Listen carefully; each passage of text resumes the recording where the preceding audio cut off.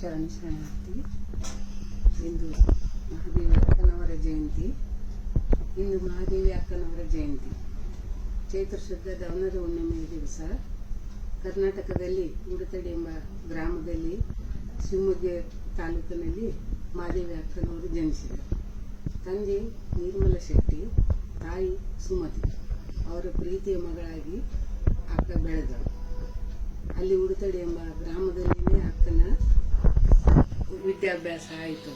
ಅಲ್ಲಿಂದ ಯಾವಾಗಲೂ ಅಕ್ಕ ಪೂಜೆ ಮಾಡಬೇಕಾದ್ರೆ ದೇವರಿಗೆ ಹೇಳ್ತಾ ಇದ್ಲು, ದೇವ್ರ ಮುಂದೆ ಆ ದೇವರು ಚನ್ನಮಲ್ಲಿಕಾರ್ಜುನನೇ ನನಗೆ ಗಂಡನಾಗಬೇಕು ಅಂತಂದು ಹೇಳ್ತಾ ಇದ್ಲು. ಅದು ಮುಂದೆ ಹಾಗೆ ಹೇಳ್ತಾನೆ ಇದ್ಲು. ಮುಂದೆ ದೊಡ್ಡವಳಾದರೂ ಅದೇ ಮಾತು ಹೇಳ್ತಾ ಇದ್ಲು. ಮದುವೆಗೆ ಯಾವಾಗಲೂ ಹೋಗ್ತಾ ಇರಲಿಲ್ಲ.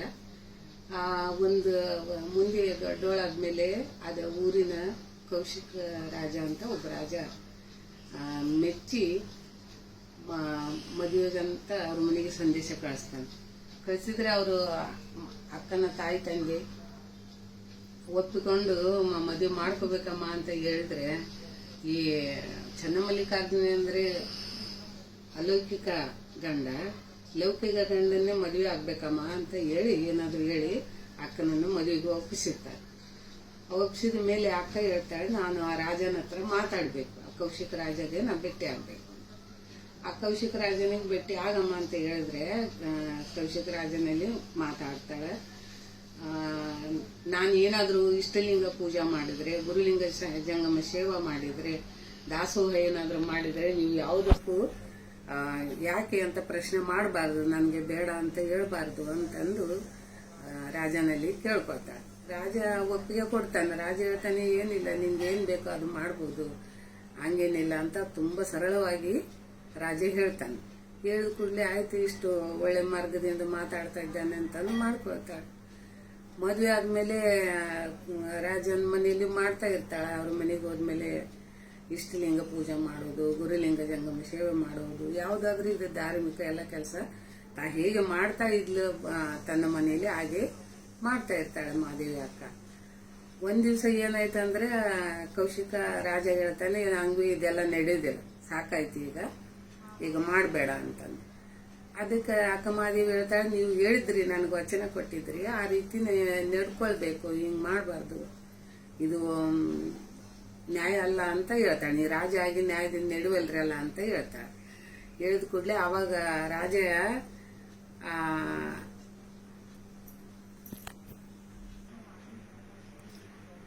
ಒತ್ತಾಯದಿಂದ ಆ ರಾಜ ಮಹಾದೇವಿ ಅಕ್ಕನ ಸಮೀಪ ಹೋಗಿ ಸ್ಪರ್ಶ ಮಾಡಿದಾಗ, ಅವಳ ಸೀರೆಯನ್ನು ಮುಟ್ಟಿದಾಗ ಮಹಾದೇವಿ ಅಕ್ಕ ರೋಷಗೊಂಡು ಆ ಮೈ ಮೇಲೆ ಇರುವಂತ ವಸ್ತ್ರ, ಈ ಪಾಪಿ ರಾಜ ಮುಟ್ಟಿದ ವಸ್ತ್ರ ನನ್ನ ಮೈ ಮೇಲೆ ಇರಬಾರ್ದು ಅಂತಂದು ಆ ಸೀರೆಯನ್ನೇ ಕಳಚಿ ಅಕ್ಕ ತೆಗೆದು ಹಾಕಿಬಿಡ್ತಾರೆ.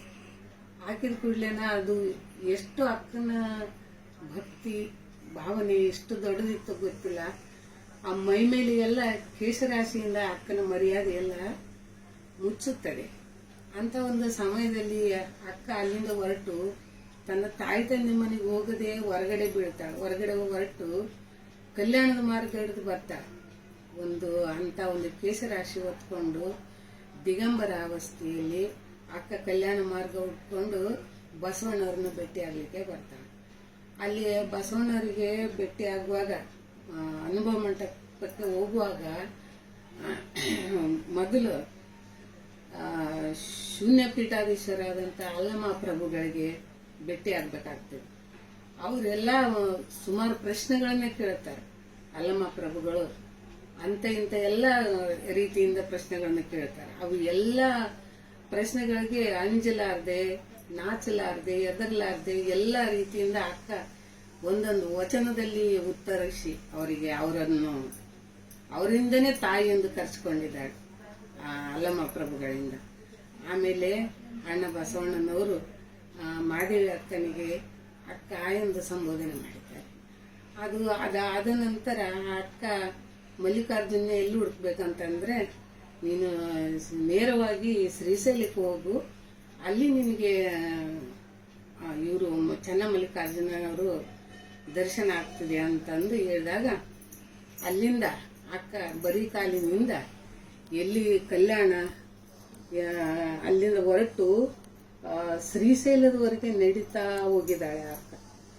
ಮಾದೇವಿ ಅಕ್ಕ ನಡೀತಾ ಕಾಲಿನಲ್ಲಿ ಒಂದು ಚಪ್ಪಲಿ ಇಲ್ಲದಂಗೆ, ಒಂದು ಏನು ಕುಡಿಲಿಕ್ಕೆ ನೀರಿಲ್ಲದಂಗೆ, ಜೊತೆಯಲ್ಲಿ ಊಟ ಇಲ್ಲದಂಗೆ ನಡೀತಾ, ಬಿಸಿಲು ಯಾವುದು ನೆರಳು ಯಾವುದು ಆ ರೀತಿ ಹೊರಟು ಶ್ರೀಶೈಲವನ್ನು ಅಕ್ಕ ತಲುಪಿದ್ದಾಳೆ. ಇದು ಹೇಗೆ ಹೋಗ್ಬೇಕು ಅಂತಂದು ತನ್ನ ಮನಸ್ಸೇ ತನಗೆ ಅಕ್ಕಗೆ ಕೇಳಿದ್ರೆ ಅಕ್ಕ ಒಂದು ವಚನವನ್ನು ಹೇಳ್ತಾಳೆ, ಮನಸ್ಸಿಗೆನೆ ಉತ್ತರ ಕೊಡ್ತಾಳೆ. ಏನಂದ್ರೆ ಹಸಿವಾದರೆ ಭಿಕ್ಷಾನ್ನಗಳುಂಟು, ತೃಷಾದರೆ ಕೆರೆ ಬಾವಿಗಳುಂಟು ಅಂತ ಒಂದು ಬಹಳ ಸುಂದರವಾದ ಒಂದು ವಚನ ಇದೆ ಅಕ್ಕನದು. ಆ ರೀತಿ ಚನ್ನಮಲ್ಲಿಕಾರ್ಜುನನ ಸಂಘವೇ, ನನ್ನ ಸಂಘದಲ್ಲಿ ಚನ್ನಮಲ್ಲಿಕಾರ್ಜುನನೇ ಉಂಟು ಅಂತಂದು ಒಂದು ಚೆನ್ನಾಗಿ ವಚನ ಹೇಳ್ತಾಳೆ ಅಕ್ಕ.